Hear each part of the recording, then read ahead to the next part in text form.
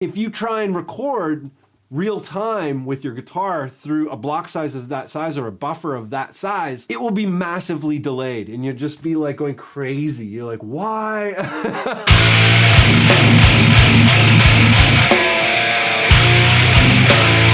This is a continuation of the Stuck with the Bun bare minimum metal low tune recording rig. I tried to do it on the old PC. I tried to do the screen recording and all that kind of stuff on the 2009 PC, and that machine just wasn't powerful enough to do the screen recording and the run Reaper and do everything at the same time. So I've moved it over to Macintosh, but I'm going to be paying special attention to setting up a PC because I think most people have a PC. And I personally have no preference. I just happen to have some Macs at the moment, but I have no preference to work on PC or Mac. It doesn't make any difference to me. There were 5 bullet points that we touched on at the end of that video, and that was audio interface and basic DAW configuration, signal flow and gain staging, DAW modules, MIDI basics, and timeline and grid workflow. So we're gonna break it down into 5 separate videos. So number 1 is audio interface and DAW basic configuration. Very important. There are a bunch of things here that will prohibit people from getting on with it because there's stuff you have to know that if you don't know, you don't know. So you wanna start with Reaper itself. You want to install Reaper. Just go to the Reaper page. We got it up here. You don't have to buy it to try it out. The trial is incredible. It lasts forever, but you'll get a dialogue that says, hey, do you want to buy this? Do you want to buy this? And I did that for a while before I bought my first copy. I have many licenses of Reaper currently. It's very inexpensive and it's extremely powerful. So I already went into that stuff. Download Reaper, install Reaper. Do that first. Number 2 is install the device driver specific to your device, meaning the interface. So I'm using an AudioBox 22 VSL USB interface by Presonus. So I would go to presonus.com and I would, this is on a Mac right now, but if you're on a Mac, PC, whatever, download the driver specific to your machine, install that driver. So once you've done that, then you can open up Reaper and we can start to configure it. You don't want to start configuring Reaper before you have the appropriate driver. Very important. Once you have Reaper installed and the driver installed, open Reaper, and we're gonna go to the preferences of Reaper and configure the hardware. And there's 2 ways to get there.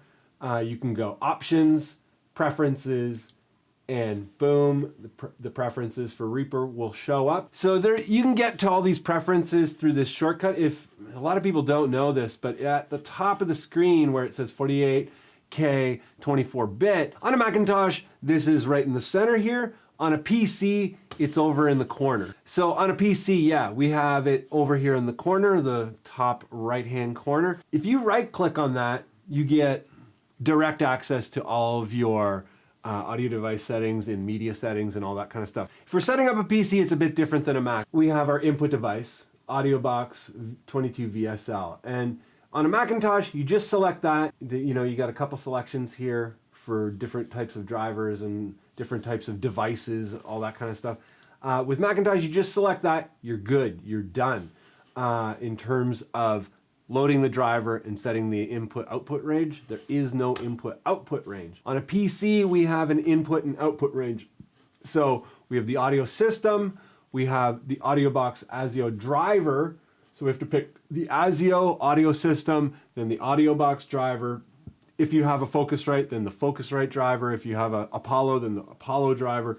Whatever. Select the audio system, then the driver for our device, and then we have to do the range of inputs and outputs. So on a PC, we have mic instrument 1, mic instrument 2, because this is a 2-channel interface. If you have an 8-channel interface, there will be 8 of these boxes. For the output, depending on how many outputs the box has, it will be the same. There will be multiple outputs that you have to configure. So it's very easy when it's a 2-channel interface. It's just, 1, 2, 1, 2 for first and last input, first and last output. So we select that and it's all good to go. All right, so sample rate. What is sample rate? Sample rate is the number of samples per second. So my setup right now is set for 48,000 hertz or 48 kilohertz because I'm screen recording and I'm doing all this stuff for video. And the song that I used, was for video. The song that I made here and mixed and everything was for video. So I want to match the sample rate to the video. So the video audio is in 48K and the video frame rate is 24 frames. So it all works out. But generally you can go 44.1 kilohertz or 44,100 hertz. And like I say, that is samples per second. So there are 44,100 samples per second for professional audio or higher. Don't go any lower than 44,100. That's what I usually use if I'm working on a record, but if I'm working on video, I use 48. You can go higher. Some people go like 96 kilohertz. And it sounds great, but it takes an insane amount of drive space. And I don't know if the benefit of what you hear is really there. I don't know. Sample rate configured. Good. Next, we want to set the bit depth. So we're going to go to media settings. Boom. So the bit depth is 24-bit PCM. PCM, pulse code modulation, doesn't really matter. You don't need to care about that. 24 bits means how many samples or how many bits describe the amplitude. So from 0 volume up to maximum volume of the waveform, there are 24 bits that describe that. The more bits to describe that, the better the audio resolution, or better, the smoother the waveform, therefore the more detailed. So both sample rate and bit depth together describe audio resolution, and they're very important. I record everything in the WAV codec. So first of all, the codec, let's go to that first.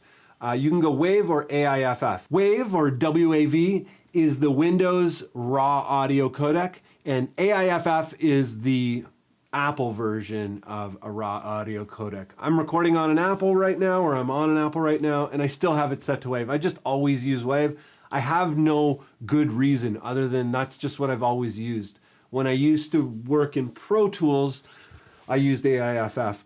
I don't really care, it doesn't matter, but don't select anything else. Record in those formats if you're doing pro audio. Everything else is for something else, or anyway.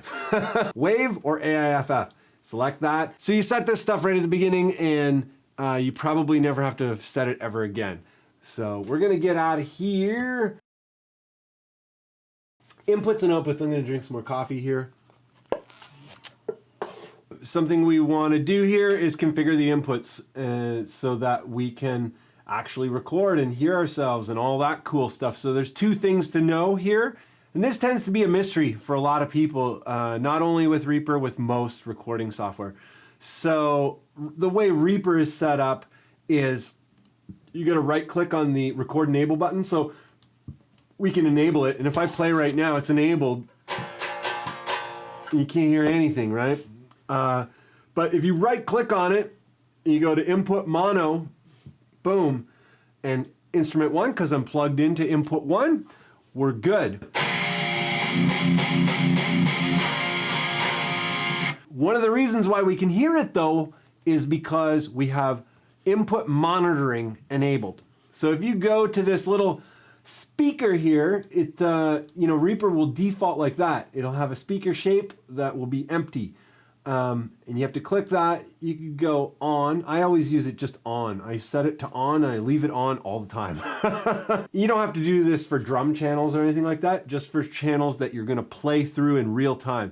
This is auto input, meaning when you actually start recording, it will be, input monitoring enabled while it's recording, and when you're not recording, it will not have that. I just leave it on all the time. There's nothing in my workflow where that's a problem. So I leave it on, and that allows you to actually hear the guitar after it's gone through the, in this case, bias effects and the EQ. So, man, that sounds good.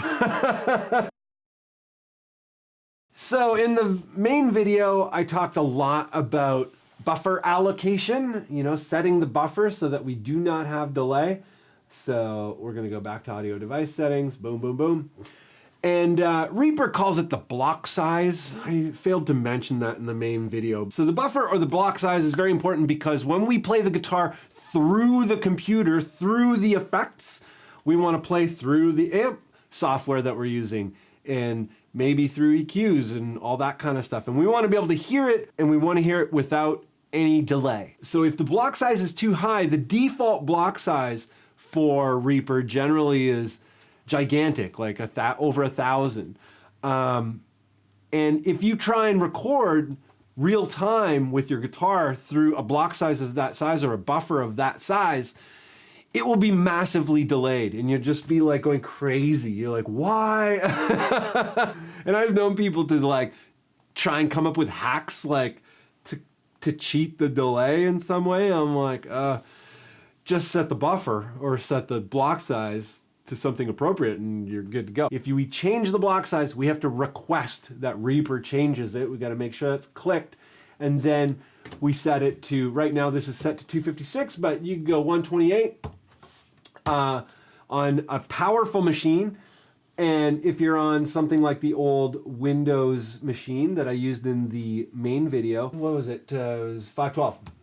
So 512 block size is something that you're gonna have to use if you have an older machine, a less powerful machine, less RAM, less processor power, all that kind of stuff. So on the 10-year-old laptop, I used 512, and I'm just gonna grab a guitar so that you can hear what 512 sounds like. So people will say that there's a significant delay with 512 and I don't hear it, but let's play it and try it out. So let's go back to that. Device settings, 512, good to go, okay.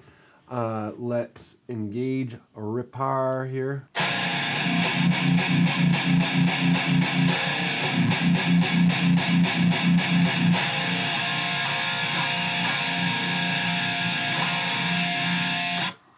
Sounds fine. Yeah, there's no delay. It's fine.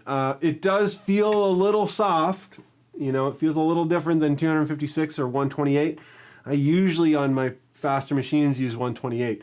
But I could do a record with that, and I did. I did this track with that setting, and it's tight. It sounds fine. So if you have a slower machine or low specs or whatever the case may be, use 512, and it's going to work fine. Before you start recording anything, I need a stylist for my cool hair that's always getting in the way. I don't know if it's like in the way less now that it's short or more. I'm not, whatever. We definitely want to create a folder before we start recording anything. I'm going to do a save as so that you can just see what's going on here. It's already in a folder, you can see, bare minimum. So you want to create a folder, new folder, we're going to call it Sick Tone. Sick Tone 2, I guess I've created this folder already. And then you want to save it to that folder. I'm not going to save it because I already have it saved. I don't need duplicate files and all that kind of stuff. If you don't create a folder before you start recording, it's just going to record a whole bunch of media to wherever. You're going to get into trouble for a whole bunch of reasons. I'm not even going to get into it. I'm not even going to get into what kind of problems you're going to create for yourself by not saving to a specific folder for every session. But every time you start a new session, start a new folder. Just do it right away before you record anything. Super important. And that's it. That's the big config action going on for all of this stuff. I hope it helps. Let me know if you have any further questions, down below. And if you're not getting the answers fast enough from me, because I'm not on the internet all the time, I have a lot of stuff happening. I'm trying to do more of this. I'm trying to work on a record. I'm not as fast to respond these days. you can go to baritoneobsessed.com, which is the Facebook group, Baritone Obsessed Facebook group, and there are a lot of very wise people there that can probably help you. There's a good chance I'm going to get around to answering your question, but in the event that you need a question answered quickly, you might have better luck there. So next one is going to be signal flow and gain staging. You know, download the session. Make sure you download the session because there's awesome tones in there. If you haven't downloaded the session, download the session, check it out. You can see what I've done, and maybe it'll help you get along a lot faster. Maybe not. I don't know. Maybe you're already a sick pro. But if you're a sick pro, I don't know why you would be watching this video. I'm not a sick pro. By the way, that's not what I'm implying there. Cheers, and yeah, good luck, man. Record some awesome tunes.